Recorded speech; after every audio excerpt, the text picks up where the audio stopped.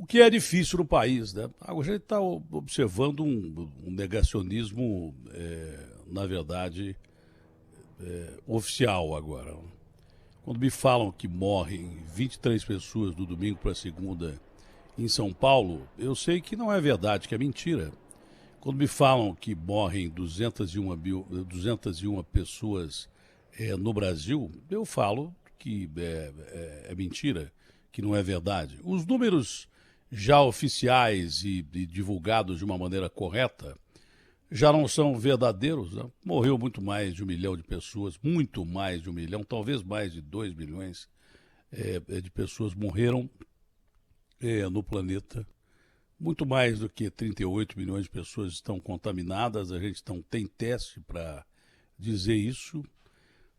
A Europa se arriscou a abrir, né? E nós vimos o que aconteceu na Europa. A França vai fechar, a Inglaterra fechando e a Itália correndo o risco de fechar porque a doença voltou com uma intensidade enorme.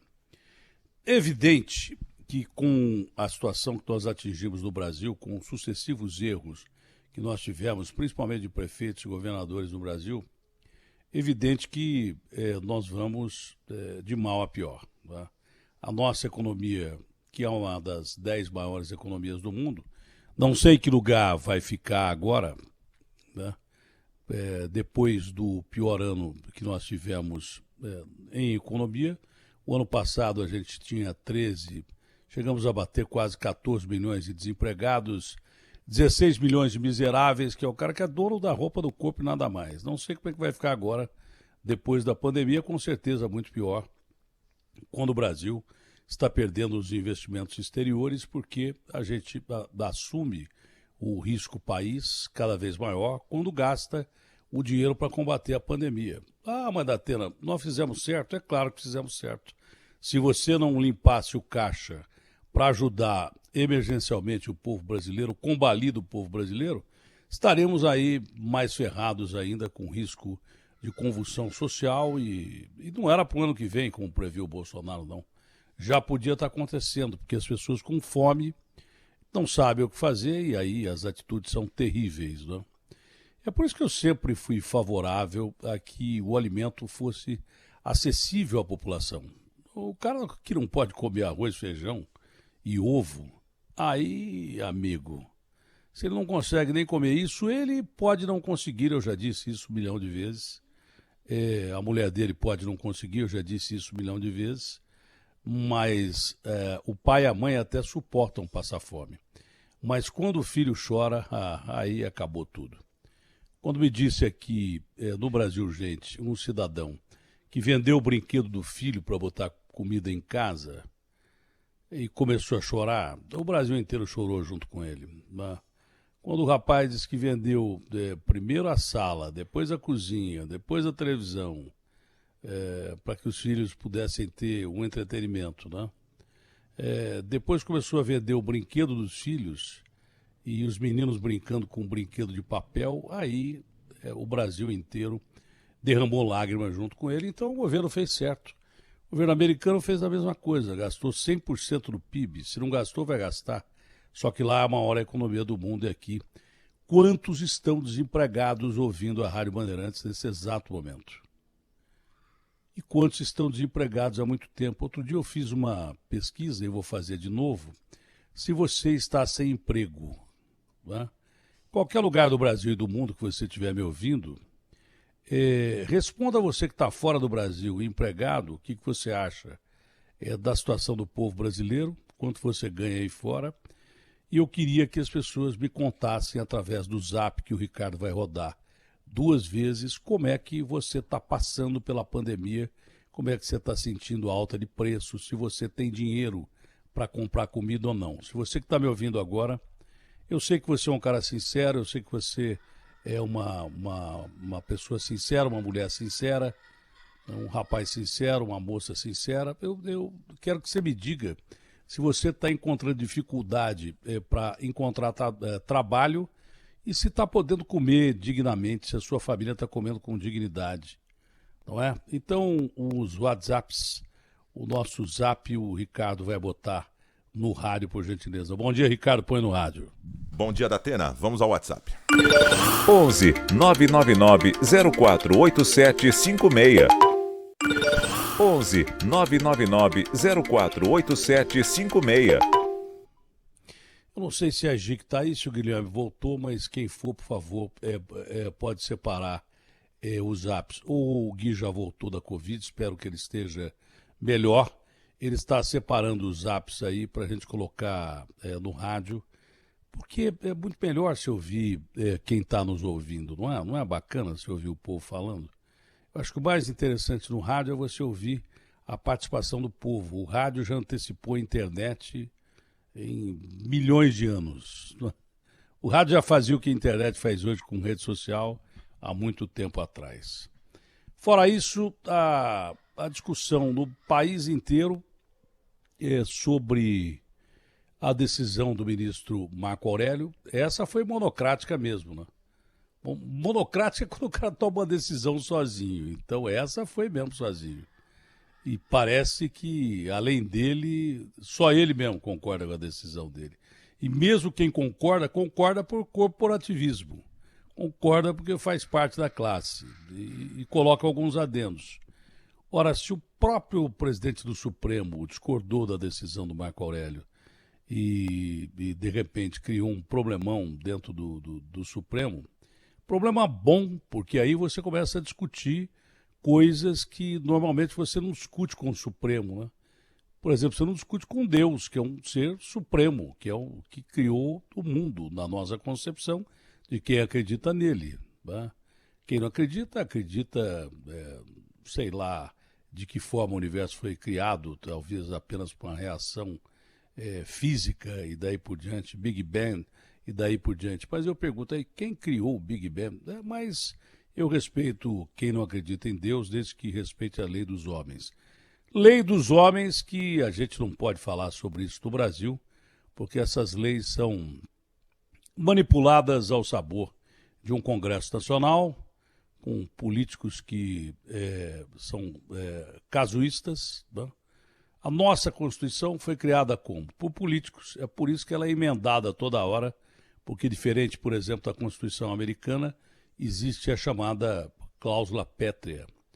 Todas as cláusulas de uma Constituição, de uma Carta Magna, são cláusulas pétreas. Por isso que quando você vai tentar tirar a arma da mão de um americano, isso acontece sempre que um mané invade uma escola ou sobe em cima de algum lugar e começa a atirar em todo mundo, porque lá todo mundo tem direito a comprar a arma que tem. Se usar a arma de uma maneira errada, ou o cara morre em embate com a polícia, ou ele vai para a cadeia, mas todo mundo tem direito a usar a arma. Então, quando acontece, e acontece com frequência, desses manés invadirem escola ou locais públicos e matar gente pra caramba.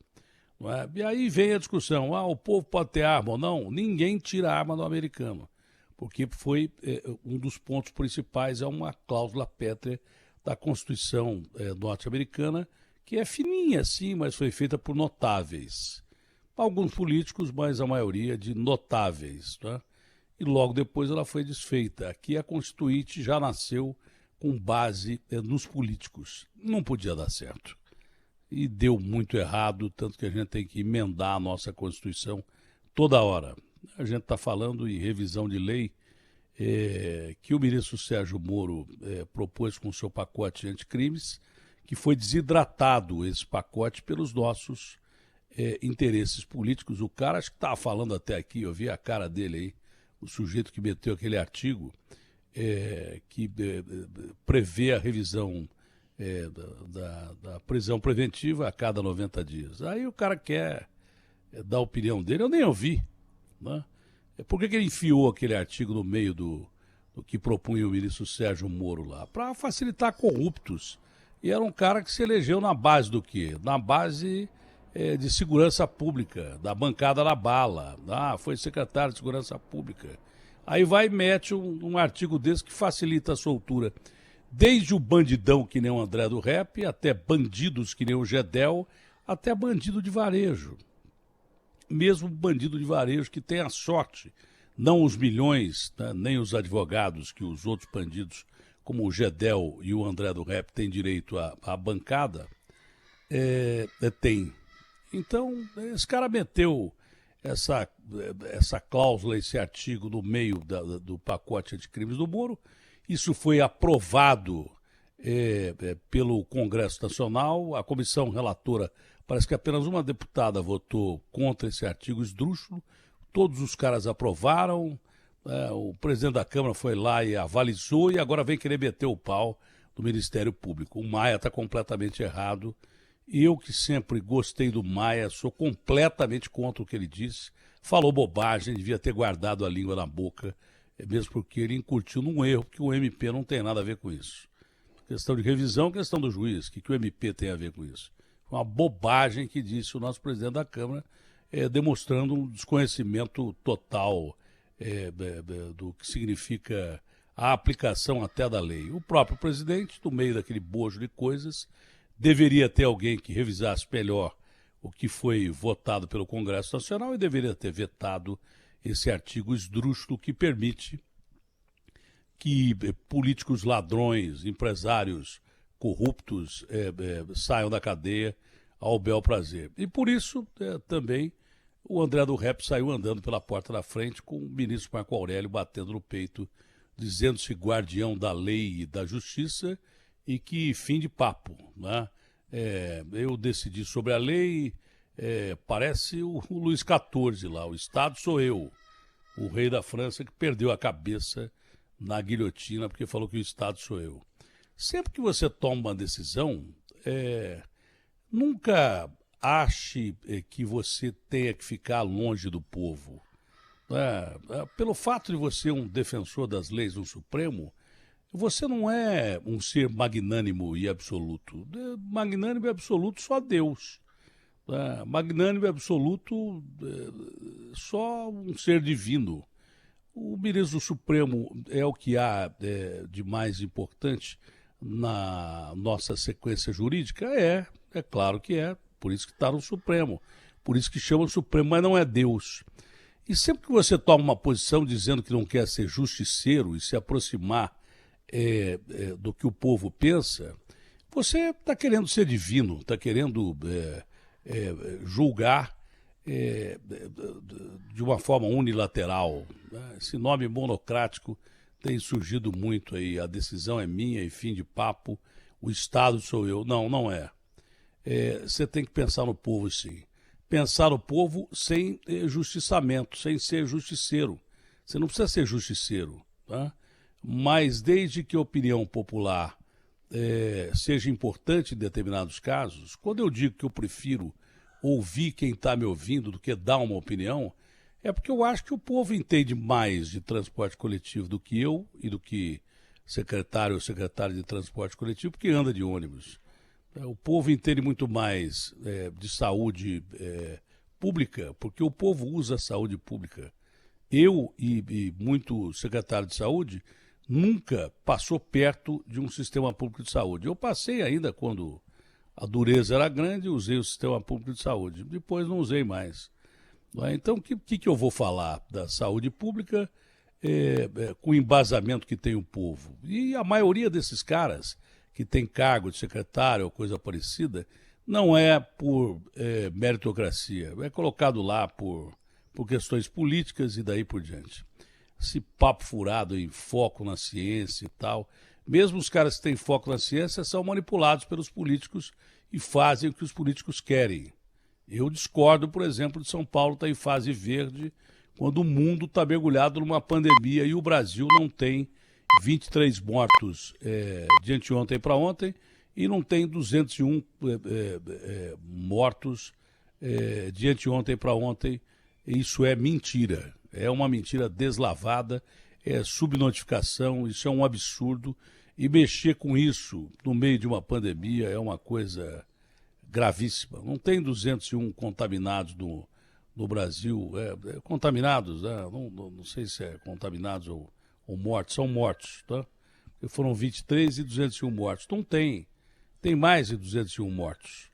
Muito mais de 201 mortos. E de São Paulo não teve 23 mortos. Da Atena, mas quase 250 pessoas, você não acha que é um número alto? Eu acho, claro que é. Uma pessoa morta é uma tragédia, mas que é mentira que a gente não bateu 300 mortos no Brasil. Isso é uma mentira deslavada, é um negacionismo nacional. Isso não dá certo. Então a gente vê que a Europa está fechando porque brincou com o vírus. A gente fez a mesma coisa aqui. Quando já viu uma epidemia lá fora, não vou ficar repetindo aqui 800 milhões de vezes, eu falei, esse carnaval é uma irresponsabilidade. Tem gringo fugindo da situação do seu país e vindo pular carnaval aqui. Façam controle dos aeroportos. E aí o próprio governador da Bahia me disse que tentou fazer controle de aeroportos e foi proibido, acho que pela Anvisa ou por algum órgão regulador, de fazer controle de aeroportos, que era só colocar aquele termômetro na cabeça do cabra. Está com febre? Vai ficar 15 dias de quarentena ou então volta para o seu país. E muitos brasileiros que saíram daqui foram para os Estados Unidos já contaminados, os americanos já virando o epicentro da doença, ou foram ver a Fontana di Trevi ou o Coliseu de Roma, com a Itália vivendo já uma crise terrível do coronavírus naquela época, ou foram ver a Torre Eiffel e a França já contaminada, e daí por diante a gente brincando de viajar. E brincando de deixar gringo entrar infectado aqui. E aí os gênios começaram a fazer o quê? Começaram a prender pessoas dentro de casa, muitas delas já contaminadas, e quebraram a economia frágil de um país que vinha de uma recessão econômica terrível. Deu no que deu. Fizemos tudo errado. E estamos fazendo de novo. Estamos negando de novo. Até o carnaval era festa para todo mundo, inclusive para o governo de São Paulo, para o prefeito de São Paulo. Olha, colocamos 51 milhões de pessoas nas ruas durante o carnaval. Pô, batemos o Rio de Janeiro, colocou 30, batemos Salvador, que eu vi lá na Band transmitir. Salvador também tinha gente pra caramba na rua e tal. Mas não, São Paulo aqui arrebentou a boca do balão. E aí, quando foram ver, a viola estava em caco. O negócio já tinha se espalhado pelo país inteiro. Não é à toa que aqui é o principal polo de aviação do país. Esses gringos vieram para cá e contaminaram todo mundo, mesmo porque depois do carnaval saíram daqui e foram para os estados brasileiros. A mesma coisa aconteceu com Manaus, ligação direta lá com os Estados Unidos. Os caras viajaram, quem não gosta de carnaval, para fora do país, e Manaus, uma das cidades mais contaminadas, outra cidade, Fortaleza, que dá muito menos hora de voo para a Europa, que já estava sob epidemia, depois virou uma pandemia. Pandemia é quando se atinge boa parte do mundo, ou então o mundo inteiro atinge todos os continentes. E dizem que estão criando um novo termo aí, que é uma sindemia, que mexe com o mundo de uma forma geral. É uma pandemia que mexe de uma forma geral com o mundo, que é uma questão que envolve inclusive a economia. Então, nós continuamos a ter um número de mortos considerável. É mentira que ontem morreram só 201 pessoas no Brasil. Só que eu digo, em relação, por exemplo, à Índia, onde morreram quase 1.000 pessoas. Os americanos também subnotificam. Teve quase 500 pessoas mortas, e também não é verdade. A partir do momento que vai chegando perto das eleições, o Trump manda dizer que tem menos gente morrendo e menos gente contaminada, se bem que o número de contaminados chamou a atenção nos americanos, bateu mais de 50 mil, ou chegou perto de 50 mil, o número de contaminados. E no Brasil, nós tivemos a soma ridícula e mentirosa de 8 mil contaminados. Se a gente tivesse 201 mortes com 8 mil contaminados, não precisava nem de vacina. Nem vacina precisava mais. Esses números não são exatos e são mentirosos, porque partem de uma base já de teste que não dá para a gente confiar, isso é no mundo inteiro, e os caras não trabalham nas secretarias do feriado e daí por diante durante uma pandemia, o que é um absurdo, que para você controlar essa doença maldita você precisa de ciência mesmo, precisa de contagem de pessoas contaminadas, mortos ou contaminados. Como é que pode? 201 mortos é mentira.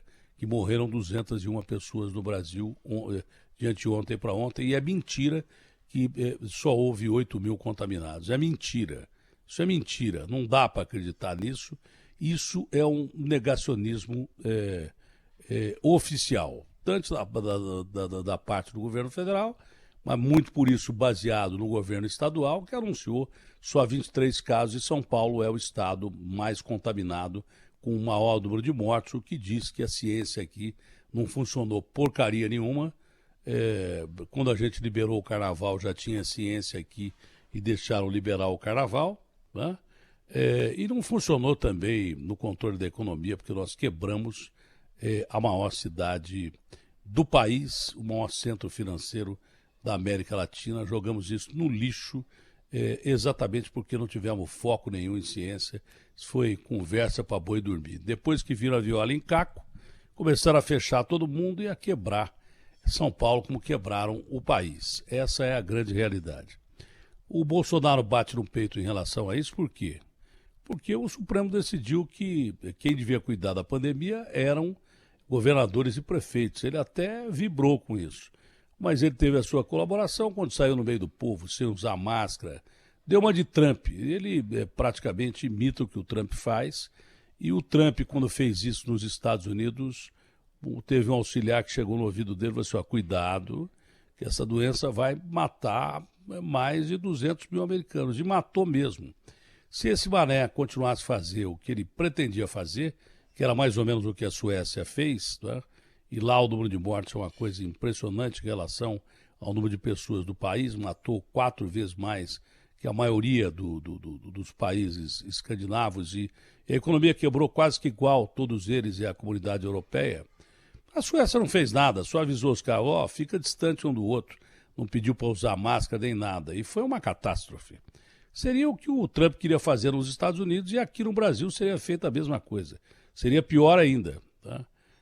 Aqui ainda avisaram o Bolsonaro, a imprensa tentou avisar o Bolsonaro, mas não adianta, porque ele continuou que nem o Trump a não usar máscara depois de algum tempo. O Trump pega, traíra como ele é, e usa aquela frase de que, olha, se eu fizesse o que o Brasil fez, o cara dá uma facada nas costas no próprio aliado dele, que é o presidente Bolsonaro. Se eu fizesse o que o Brasil fez, haveria 2 milhões de mortos nos Estados Unidos. Para tirar o dele da reta e botar o nosso, inclusive do presidente que se diz amigo do presidente Trump, e ele se diz amigo do Bolsonaro. Foi trairagem política, o que, aliás, hoje em dia, trairagem política é quase que sinônimo de verdade mesmo, do que representa a política de uma forma geral, de uma forma global.